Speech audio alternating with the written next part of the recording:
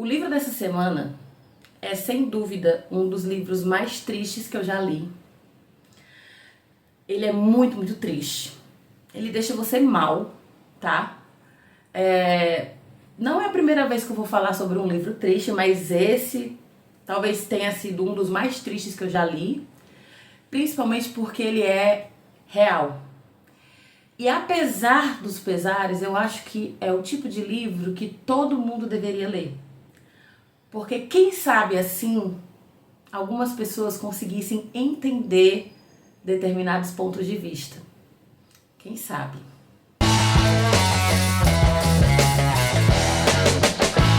O livro dessa semana é Quarto de Despejo, de Carolina Maria de Jesus.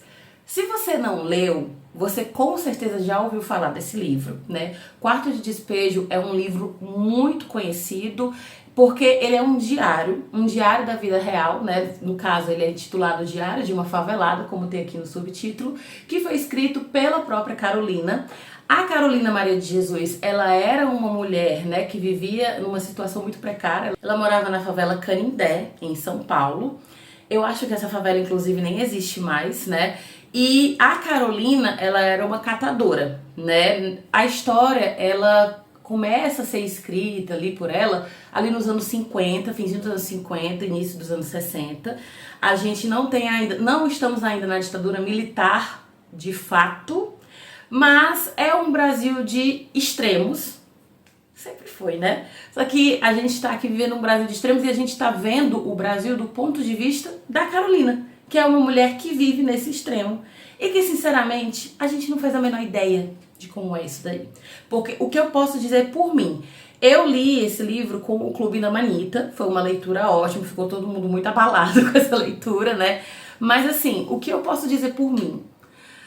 Jamais eu vou saber o que foi aquilo ali, o que foi a vida da Carolina. Jamais eu vou conseguir me pôr no lugar dela, de uma mulher semi-analfabeta. Ela não é analfabeta, né? Ela chegou a estudar, tanto que foi ela que escreveu de fato o livro, mas que ela não tem mais estudo, que ela é catadora, que ela é mãe solo, ela é negra, ela é pobre. Eu não vou saber nunca o que é viver o que a Carolina viveu. Mas dá pra gente entender, ter empatia, compreender, sabe? E talvez, quem sabe, abrir um pouco a nossa mente, porque é muito fácil quando você tá de fora julgar certas pessoas, certas situações, sabe?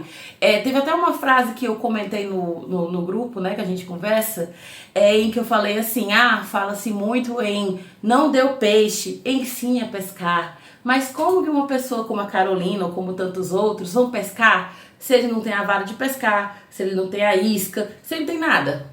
Ensina a pescar. Com o que, meu amor? Então a Carolina, através desse diário, que é o Diário de uma Favelada, ela vai contando o dia a dia dela com mãe solo de 3 crianças, catadora de lixo, né? Ela cata papel, metal e tal. E aí todo dia ela vai vivendo, um dia após o outro, pensando o que é que eu consigo ganhar de dinheirinho hoje com o que eu tô catando e o que é que eu consigo fazer. E tem dias que ela não tem o que comer. Muitos dias que ela não tem o que comer. A realidade da Carolina é uma realidade chocante. E é mais chocante ainda você imaginar que isso não aconteceu há muito tempo atrás. O livro foi lançado em 1960. Ou seja, há 66 anos atrás. Gente, não faz tanto tempo assim. Tipo, não faz.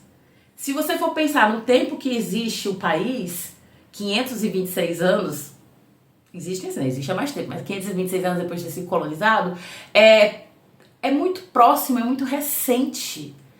E o que a Carolina passa com os filhos dela para poder sobreviver, porque não é viver, é sobreviver, é muito, muito doloroso. É um tapa na nossa cara, é um tapa mesmo, sabe? Porque como que eu vou poder abrir a minha boca para falar alguma coisa depois de ler isso daqui? Como é que eu vou poder reclamar de alguma coisa depois de ler o que a Carolina e tantas outras pessoas como ela viveram? Essa questão da extrema pobreza, essa questão de ficar sem ter o que comer, dos filhos não terem roupa, dos filhos não terem calçado, de ter dias que ela não pode levar os filhos para a escola porque o filho não tem o que calçar, então o filho vai descalço, de ter dia que ela não tem dinheiro porque ela catava papel e aí tá chovendo e aí não tem como ela catar papel, de ter que ficar vivendo da boa vontade, às vezes, de algumas pessoas que ajudavam, e sendo que nem todo mundo ajuda. Inclusive tem muita gente escrota que, além de não ajudar, ainda critica, como se fosse tipo assim, você é favelada porque você quer. E quando a gente pensa que a gente está em 2026 e ainda tem gente que pensa assim, pra que você vai fazer políticas de assistência para essas pessoas? Essas pessoas, elas precisam se esforçar. Isso é uma loucura. Isso é uma loucura. É um discurso de alguém que nunca leu isso daqui. Ou se leu, não entendeu uma palavra. E se leu isso daqui e não entendeu uma palavra, meu amor, então você tem realmente um problema, um problema cognitivo muito grande, porque é muito simples de entender o que acontece aqui. A gente está falando da miséria humana, a miséria da pobreza da favela brasileira no seu estado mais puro. Porque o Brasil sempre teve essa diferenciação de classes econômicas, e pós-escravidão isso foi ainda muito maior.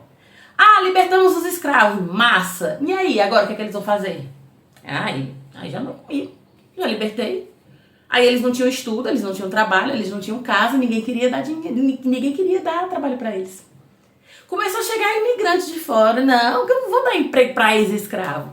Eu vou dar emprego pro tadinho do imigrante italiano que tá sofrendo tanto lá na Itália. Interessante vocês quererem dar emprego pro imigrante branco, né? Bem interessante. E com isso houve o crescimento das favelas, o crescimento das periferias.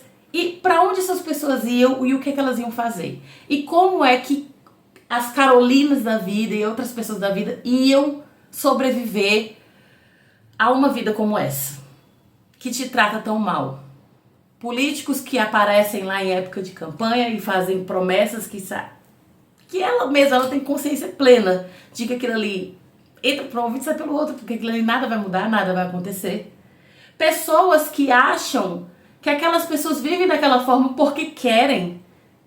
Ninguém quer viver dessa forma, ninguém quer viver de uma maneira tão desumana. Nenhum ser humano quer isso. E ainda hoje, em 2026, existem pessoas que acham isso. É muito doloroso você ler esse livro aqui, onde, inclusive, em muitos momentos a Carolina pensa até em desistir da vida, e pensar que tem gente que acha que normal. Tem gente que nasceu pra ser pobre mesmo. O mundo tem que ser assim, tem que ter ricos e tem que ter pobres. E hoje em dia, né, a gente tem existem no Brasil muitos projetos de assistência à população mais pobre que antigamente não existiam. São o suficiente? Não são. Mas já dão uma boa ajuda.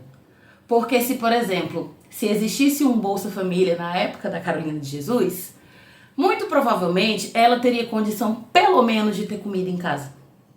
Muito provavelmente os filhos dela poderiam ter pelo menos um par de calçado cada. Porque eu não tô falando de luxo. Eu tô falando de um par de sapato. Uma comida. Tinha dia que eles tinham arroz, tinha dia que eles não tinham. Macarrão, às vezes sim, às vezes não. Uma carne era um luxo. Tinha dia que ela tinha que ficar sem comer para os filhos comerem, porque ela privava de si para dar para os filhos. E quando eu penso que existem pessoas que agem como se o Bolsa Família fosse o maior pecado da face da terra, Bolsa Família, pé de meia, absorvente de graça nas escolas para as meninas, né, principalmente nas escolas públicas, gás para famílias mais necessitadas, que recentemente, né, teve uns políticos que disseram assim, pra que vai dar gás para esse povo? Mas tá gastando dinheiro do povo. Sim, tá gastando para poder ajudar quem precisa. Esse é o intuito. A gente paga muito imposto, mas a gente tem que pagar imposto por uma coisa que tem retorno. Se Carolina tivesse pelo menos 10% na vida dela do que tem hoje em dia, que não é muito, mas já é alguma coisa, talvez a vida dela tivesse sido diferente. Mas Em 1950 e tanto, 1960, isso não existia. Então a realidade que a gente encontra nesse livro é uma realidade muito, muito mais cruel do que a gente queria encontrar. E é um livro que mexe muito com você se você tiver um pouquinho de sentimento, se você for uma pessoa humana. Se você não for, eu acho melhor você nem ler. Acho melhor você nem ler, porque não vai adiantar de nada. Antes da gente ir para a parte com spoilers, vamos lembrar que dia de domingo sempre sai vídeo novo aqui no YouTube. Então se inscreve no canal, tá? Curte, compartilha, comenta. Tem várias sinopses aqui de vários livros diferentes, nacionais, internacionais. E as sinopses do YouTube são com spoilers. Se você quiser acompanhar esses vídeos sem os spoilers e também outros conteúdos relacionados a livros, a autores, você também pode seguir o Bafulê no Instagram ou no TikTok, @bafulê.literário, que também tem muito conteúdo, inclusive tem mais, porque o Instagram foi o primeiro, né? O YouTube é bem mais recente que o Instagram do Bafulê. Então vamos para os spoilers. Assim, eu acho que não tem grandes coisas de spoilers que eu vá falar em relação a esse livro. Porque basicamente a vibe dele é o que eu já disse antes. É um livro tristíssimo, onde a gente vai ficar acompanhando o dia a dia da Carolina, que é um dia a dia muito sofrido. É um livro difícil de ler. Eu li ele rápido, porque ou eu li ele rápido ou eu não conseguia. Então eu li ele rápido. Mas ele realmente é um livro que dói. É um processo doloroso. Porque é inimaginável viver o que essa mulher viveu. E ela tipo, mas meu Deus, o que aconteceu demais com ela? Ela era uma mulher pobre, preta, favelada. Isso já é o suficiente para a situação como um todo. E com certeza a parte mais pesada é a parte em que ela cogita o suicídio. E inclusive que os filhos dela também morressem. Ela fala que ela vai convidar os filhos a suicidar-se. Ela pensou, né? Ela não fala que vai fazer, ela fala que ela chegou a pensar em convidar os filhos a suicidar-se. E quando a gente pensa a que ponto uma pessoa chega a ponto de pensar assim, é porque realmente o negócio... Porque ela era uma mulher batalhadora. Ela era uma mulher muito batalhadora. Se ela não fosse, ela teria desistido logo de cara. Sabe? Mas se ela morresse, com quem que os filhos dela iam ficar? Porque ela era mãe solo, ela não tinha família, não tinha nada. Mas aí ela desiste, né, dessa ideia, ainda bem, e segue a vida dela. E aí é isso, gente. A gente vai conhecendo... Nossa, eu acho sinceramente que é uma experiência que você precisa ler pra você entender, porque tem muita coisa muito pesada. Tem uma cena que ela fala de uma senhora que morava lá perto, não era na favela em si, e tinha uma mulher que ajudava algumas pessoas faveladas, e aí a mãe dessa mulher fica reclamando, brigando, que ela fica ajudando os pobres, e aí quando tá em época de chuva, que tem enchente, essa mulher mais velha, ela diz assim, tomara que a enchente mate todos esses favelados. Isso é horrível. E aí... eis que na enchente o neto dessa mulher, o filho da que ajudava, né? O neto dela morre afogado na enchente. Querida, o negócio não é leve, não. E outra coisa que me doeu muito é porque, assim, o que se sabe do livro é que a Carolina escreveu e que a Carolina, em uma situação bem aleatória, ela conheceu um jornalista que conversou com ela, descobriu que ela tinha esse hábito de escrever, porque ela não queria escrever para fazer um livro, é porque ela tinha esse hábito de escrever. Ela não queria brigar, ela não se metia em briga, ela não se metia em confusão. O pessoal queria fazer briga lá na favela, ela dizia, eu não vou perder meu tempo com isso. Ela tá certíssima, né? Então, quando ela tava assim triste ou estressada, alguma coisa, ela ia escrever. Porque quando ela escrevia, ela tava meio que descarregando.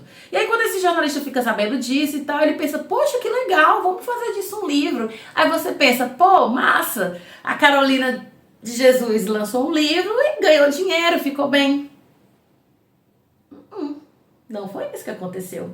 Porque quando você pesquisa, você descobre que durante um tempo ela ganhou até um certo dinheiro e tal. Infelizmente, ela precisou desse intermédio do homem branco, classe média, para poder ajudá-la. Mas a gente tá falando em uma época em que, tipo, quem ia escutar uma mulher negra? Ainda mais uma mulher negra pobre. Mas o que ela conseguiu foi muito pouco, foi ínfimo. O que ela conseguiu fez com que ela conseguisse comprar um terreno em uma cidadezinha de interior, que ela queria sair de São Paulo, né? E quem não quer. E ela foi para essa cidadezinha de interior morar com os filhos conseguiram terminar os estudos, mas ela não teve uma vida confortável. Foi uma vida menos ruim do que a que ela tinha antes? Foi, mas não foi uma vida confortável. Ela também, inclusive, voltou a ser pobre. Não miserável como era antes, mas voltou a ser pobre. E ela morreu muito jovem, né? Devido a, acho que, problemas respiratórios, não sei, né? Questões de saúde. Pouco tempo depois, o filho mais velho dela também morreu. Hoje em dia eu sei que só é viva a Vera, que dos filhos, né? A Vera, que é a filha mais nova. E inclusive existe até uma treta muito grande entre ela e as netas, que são filhas do filho do meio, pela herança da Carolina. Porque assim, hoje em dia existem valores realmente de direitos autorais e tal, que essa filha recebe. Mas na época da Carolina, não teve isso tudo não, né? Muita coisa aconteceu de lá pra cá. E, pelo que eu soube, eu não sei como é que tá isso hoje em dia. Quando esse vídeo tiver ainda, eu não sei como é que está a situação. Mas pelo que eu sei é que essas netas resolveram brigar também por essa herança, sendo que elas eram filhas do filho do meio, que morreu já. E, inclusive, ele estava vivendo em situação de rua e elas não tinham nem contato com ele. Ai, gente, mas assim... uma história pesadíssima. E é muito triste você pensar que a vida dela mudou muito pouco. Mudou muito pouco, muito pouco. Porque o que essa mulher fez nesse livro aqui foi revolucionário. Foi revolucionário. É tão revolucionário que tem uma frase que ela usa aqui que é aquela frase que quando você lê você tem vontade de chorar. Eu tô com vontade de chorar agora só de lembrar.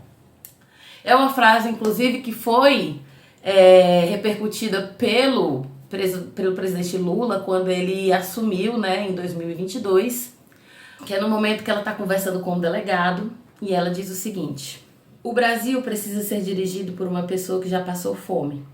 A fome também é professora.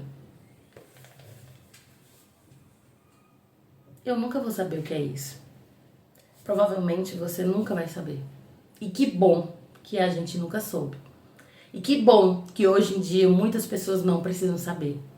Mas que triste que a Carolina e os filhos dela precisaram saber o que era fome e não tiveram uma vida tão modificada assim, quanto eles mereciam. Quando na verdade todos mereciam. Por ser uma leitura assim tão dolorosa, mas ao mesmo tempo tão necessária, eu acho que Quarto de Despejo é uma leitura obrigatória. Eu acho que deveria ser uma leitura obrigatória para todo brasileiro, porque para quem sabe, né? Quem sabe as pessoas conseguissem entender um pouco da realidade, né? Porque tem gente que é fora da realidade. E mesmo ele sendo um livro tão triste, tão pesado, eu acho que todo mundo deveria ler pelo menos uma vez na vida esse livro. E é por isso que ele é o nosso livro da semana. Quarto de Despejo, de Carolina Maria de Jesus.